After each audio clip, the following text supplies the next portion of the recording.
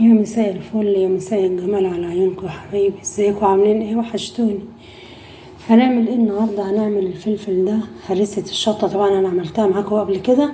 هنحط عليها ايه؟ هنحط عليها توم وملح وشوية سكر بس كده. ايوه بس كده، لان الخل بنحطه لما نطلعها ونحطها في التلاجة. هتعملها بقى براطيم، هتعملها في اكياس اللي يعجبك، على حسب المتاح عندك، سواء براطيم او اكياس ثلاجة.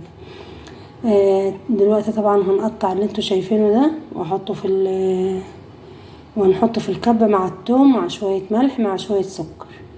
يلا نصلي على الرسول ونبدأ. اللهم صل وسلم وبارك على سيدنا محمد وعلى اهله واصحابه اجمعين. كده قطعناها اهو، طلعت الليل. هنعملها بقى ايه في الكبة بالملح وشوية سكر بس كده. بصوا يا حبايبي، انا كده حطيت الفلفل اهو، حطيت توم واحط شوية ملح واحط شوية سكر. هنا حطيت شوية السكر وشوية الملح. السكر ليه؟ عشان السكر مادة حافظة. ماشي يا حبايبي، هعمل كل بقى الكمية اللي معايا كلها بنفس الطريقة وارجع لكم تاني. الفلفل معايا كله اهو ما شاء الله. هخلص بقى الكمية دي كلها وارجع لكم. بصوا يا حبايبي كده اهو،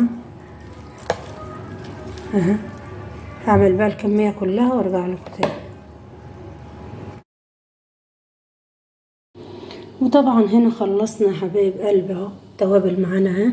التوابل ده عبارة عن ايه؟ شطة، كمون، كزبرة ناشفة. ماشي. حطينا الكزبرة على الكمون، طبعا انا نقيتها وحطيتها على النار. لازم ايه نحمصها شوية كده على البوتاجاز، بس ما تأخرهاش كتير، يا دوب تشم الريحة بتاعتها تنزلها بسرعة. وده الفلفل الاسود عملته هو كمان. عملنا التوابل ايه؟ شطة وكمون وكزبرة ناشفة. عملنا الكزبرة على الكمون الاول، حمصناه، نزلتها، حطيت عليها الشطة وحطيت شوية ملح. طبعا الملح عشان ايه؟ لو اخرت عندك ولا حاجة. طبعا كده كده بتحطها في الفريزر، مش بيحصل لها اي حاجة. هرسة الشطة بقى هنقول لحضرتك عملنا ايه تاني. الفلفل اللي انت شفتوه معايا ده عليه توم، عليه شوية ملح، عليه شوية سكر. السكر مادة حافظة يا حبايبي. العلبة اللي انتوا شايفينها دي حطيت عليها شوية خل، وهدخلها التلاجة هستعملها. اما ده هدخله الفريزر، بس ما حطيتش عليه خل. الخل بحطه وانا بستعمله في التلاجة على طول. ماشي يا حبايبي، نصلي على الرسول. اللهم صل وسلم وبارك على سيدنا محمد وعلى اهله واصحابه اجمعين. ما ننساش ندعي لاخواتنا في فلسطين، يا رب يا رب يا رب يصبرهم على اللي هم فيه. يا رب يصبرهم، يا رب يصبرهم ويرحم موتاهم يا رب العالمين. وندعي لمرضانا ومرضى المسلمين. اللهم اشف مرضانا ومرضى المسلمين، اللهم امين يا رب العالمين.